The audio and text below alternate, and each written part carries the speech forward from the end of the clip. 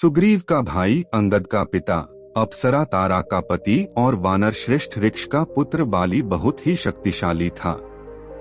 देवराज इंद्र का धर्मपुत्र और किष्किंधा का राजा बाली जिससे भी लड़ता था वो लड़ने वाला कितना ही शक्तिशाली हो उसकी आधी शक्ति बाली में समा जाती थी और लड़ने वाला कमजोर होकर मारा जाता था। रामायण के अनुसार बाली को उसके धर्मपिता इंद्र से एक स्वर्ण हार प्राप्त हुआ था। इसी हार की शक्ति के कारण बाली लगभग अजेय था। उसने कई युद्ध लड़े और सभी में वह जीता। इस स्वर्ण हार को ब्रह्मा ने मंत्रयुक्त करके यह वरदान दिया था कि इसको पहनकर बाली जब भी रणभूमि में अपने शत्रु का सामना करेगा तो उसके शत्रु की आधी शक्ति क्षीण हो जाएगी और यह आधी शक्ति बाली को प्राप्त हो जाएगी। यही बाली की शक्ति का राज था। बाली ने अपनी इस अद्भुत शक्ति के बल पर 1000 हाथियों का बल रखने वाले दुंदुभी नामक असुर का वध कर दिया था। दुंदुभी के बाद बाली ने उसके भाई मायावी का भी एक गुफा में वध कर दिया था। रावण ने बाली की शक्ति के चर्चे सुनकर उससे युद्ध करने की ठानी, लेकिन बाली ने रावण को अपनी कांख में 6 माह तक दबाए रखा था। अंत में रावण ने उससे हार मानकर उसे अपना मित्र बना लिया था। एक भ्रम के कारण बाली के मन में सुग्रीव के प्रति नफरत हो गई थी। इसी के चलते बाली ने अपने भाई सुग्रीव की पत्नी को हड़पकर उसको बलपूर्वक अपने राज्य से बाहर निकाल दिया था। हनुमान जी ने सुग्रीव को प्रभु श्री राम से मिलाया। सुग्रीव ने अपनी पीड़ा बताई और यह भी बताया कि बाली किस तरह दूसरों की शक्ति को अपने भीतर खींच लेता है। फिर प्रभु श्री राम ने बाली को छुपकर तब तीर से वार कर दिया, जबकि बाली और सुग्रीव में मल्ल युद्ध चल रहा था। युकि प्रभु श्री राम ने कोई अपराध नहीं किया था, लेकिन फिर भी बाली के मन में यह दंश था कि उन्होंने मुझे छुपकर मारा। तब प्रभु श्री राम ने उसे वचन दिया कि तेरी यह पीड़ा दूर की जाएगी। जब प्रभु श्री राम ने कृष्ण अवतार लिया तब इसी बाली ने जरा नामक बहेलिया के रूप में नया जन्म लेकर प्रभाव क्षेत्र में विषयुक्त तीर से श्री कृष्ण को हिरण समझकर तब मारा जब वे एक पेड़ के नीचे योग निद्रा में विश्राम कर रहे थे। इस तरह बाली का दंश या बदला पूरा हुआ। हनुमान और महाबली बाली के सामने की हमें एक कथा मिलती है। बाली को इस बात का घमंड था कि उसे विश्व में कोई हरा नहीं सकता या कोई भी उसका सामना नहीं कर सकता। एक दिन की बात है, राम भक्त हनुमान वन में तपस्या कर रहे थे। उस दौरान अपनी ताकत के नशे में चूर बाली लोगों को धमकाता हुआ वन में पहुंचा और चिल्लाने लगा कि कौन है जो मुझे हरा सकता है, किसी ने माँ का दूध पिया है जो मुझसे मुकाबला करे। हनुमान जी उसी वन में राम नाम जप से तपस्या कर रहे थे। बाली के चिल्लाने से उनकी तपस्या में विघ्न हो रहा था। उन्होंने बाली से कहा, वानर राज आप अति बलशाली हैं, आपको कोई नहीं हरा सकता, लेकिन आप इस तरह चिल्ला क्यों रहे हैं?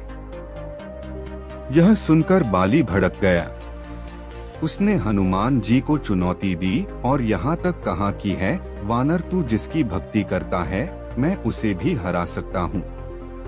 राम का मजाक उड़ता देख हनुमान को क्रोध आ गया और उन्होंने बाली की चुनौती स्वीकार कर ली। तय हुआ कि अगले दिन सूर्योदय होते ही दोनों के बीच दंगल होगा।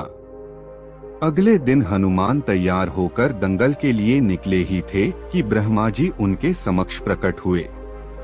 उन्होंने हनुमान को समझाने की कोशिश की वे बाली की चुनौती स्वीकार न करे, लेकिन हनुमान जी ने कहा कि उसने मेरे प्रभु श्री राम को चुनौती दी है।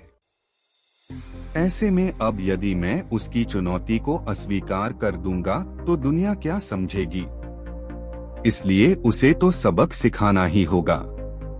यह सुनकर ब्रह्मा जी ने कहा, ठीक है, आप दंगल के लिए जाओ, लेकिन अपनी शक्ति का 10वां हिस्सा ही लेकर जाओ, शेष अपने आराध्य के चरण में समर्पित कर दो। दंगल से लौटकर यह शक्ति फिर हासिल कर लेना। यह सुनकर हनुमान जी मान गए और अपनी कुल शक्ति का 10वां हिस्सा लेकर बाली से दंगल करने के लिए चल पड़े। दंगल के मैदान में हनुमान जी ने जैसे ही बाली के सामने अपना कदम रखा, ब्रह्मा जी के वरदान के अनुसार हनुमान जी की शक्ति का आधा हिस्सा बाली के शरीर में समाने लगा। इससे बाली के शरीर में उसे अपार शक्ति का एहसास होने लगा। उसे लगा जैसे ताकत का कोई समंदर शरीर में पूरा भर दिया हो। चंद पलों के बाद बाली को लगने लगा मानो उसके शरीर की नसें फटने वाली है और रक्त बाहर निकलने ही वाला है।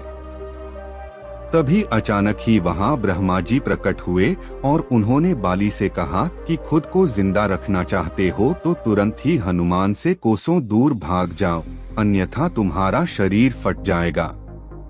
बाली को कुछ समझ में नहीं आया, लेकिन वह ब्रह्मा जी को यूं प्रकट देखकर समझ गया कि कुछ गड़बड़ है और वह वहां से तुरंत ही भाग खड़ा हुआ।